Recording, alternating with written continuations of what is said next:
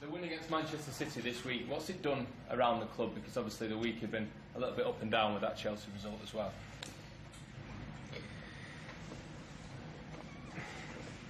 You know, after the defeat, we had to play Man City 2 days after. And because of that defeat, the match became more than a normal cup match. It was more because it was City, but was much more because 2 days before we had such a bad defeat.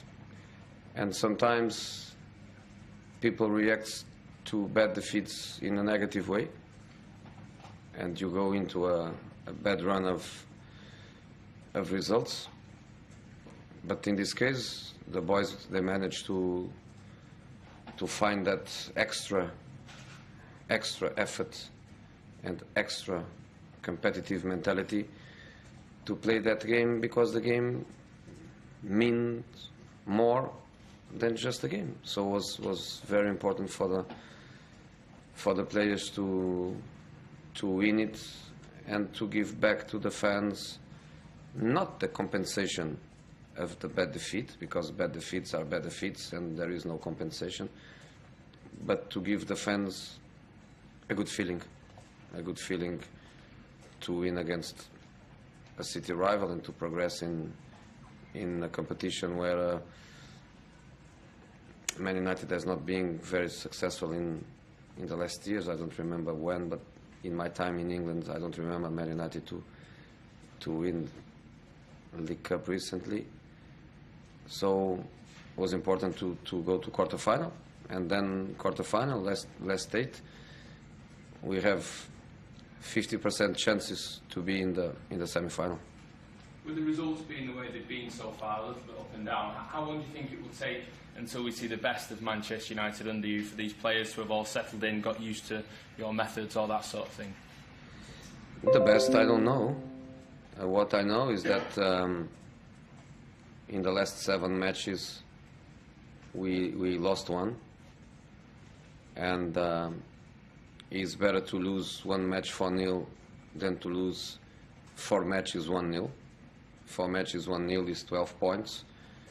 1 match 4-0 is 3 points. So our last run of results is not bad. Performance level even better, because, for example, we lost 2 points against Stoke.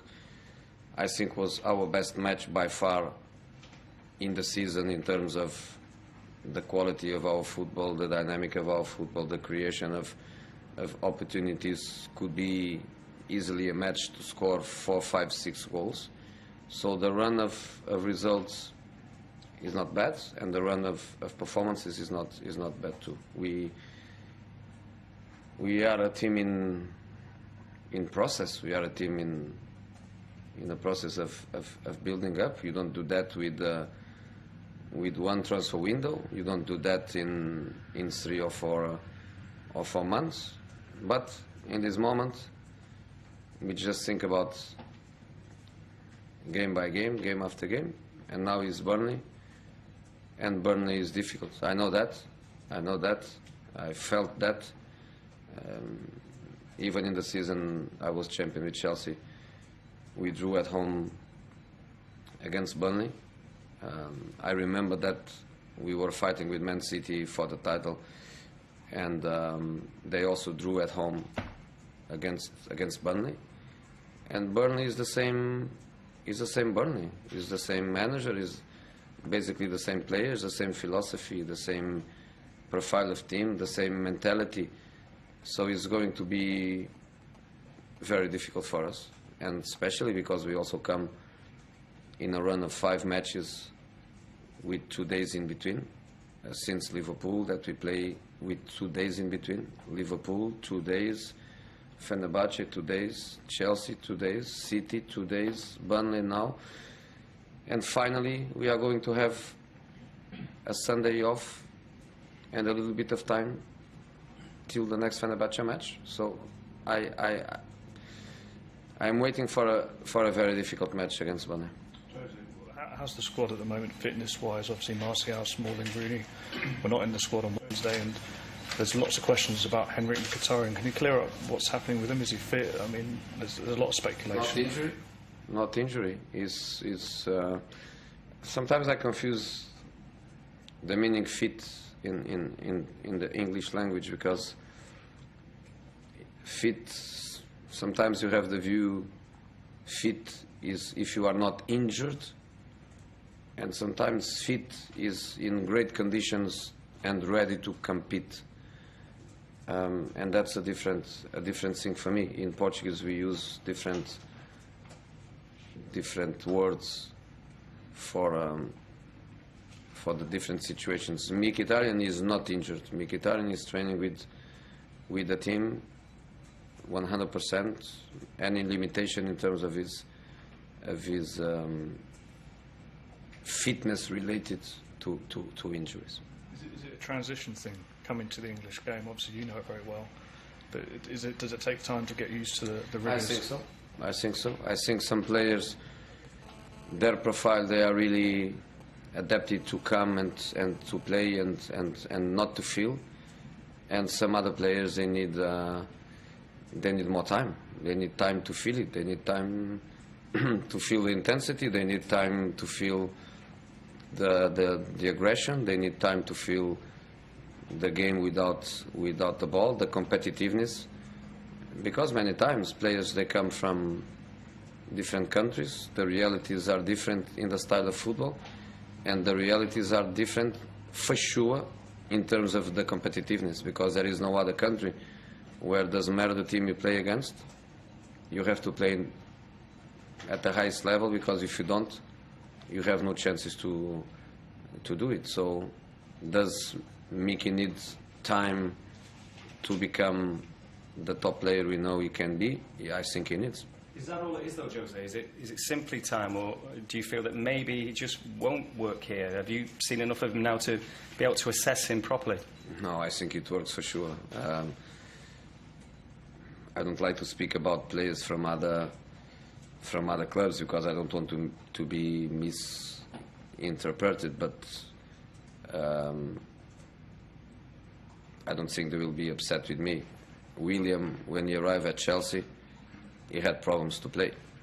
He went through a process, and then after a few months he became a top player, and then the next season when the team was champion, he was absolutely phenomenal, and still is. Just an example.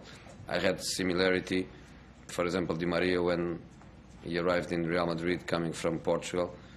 He had also to learn a lot about his game, adapted to a new reality. So sometimes it happens sometimes with defenders, but I think for defenders it's easier to adapt.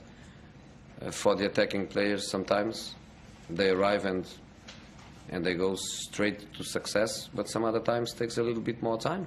And in Mickey's case, the process was interrupted by an injury that kept him out for about a month. And when you are in this process of evolution, to be out for about a month and then you come fit but not fit to play, you have to go through that process of getting the match fitness. And then when you have the match fitness, you need the competitive level to do it. So of course we believe in him, and of course we know that sooner or later, no problem. Okay, last question. Jose, Michael Carrick's played in your last 2 wins. How big a role do you think he can have this season, and is he capable of playing 2 or 3 games in a week if required, or do you have to manage him very carefully? You know, one thing is to have 25 years old, another thing is to have 35 years old. I think that's the logic of things. But the only thing I can say is that he's phenomenal, no doubts about it. Do I have to manage? I think I have to. I think I cannot expect from Michael what I can expect from Rashford or Herrera in terms of playing 3, 4, 5, 7 consecutive matches. But he's phenomenal. And when you say he played in the last 2 wins, I think in the last 3 maybe, because he also played against Northampton, so probably his last 3. There is no relation with victories, but for sure, when he is on the pitch, he give us important things. He give us stability in our game. He gives mental freedom to the other guys around him to be more offensive. He's not just a player. He's somebody that has a big understanding of the game. And it's a pity. Of course, it's a pity. Sometimes you cannot stop the clock. It's a pity when you have some players year after year, they become older. In 5 years' time, I think Messi will be 34, and we'll be all crying that the guy is 34. Michael is such an important player, and is a player that is very difficult to replace.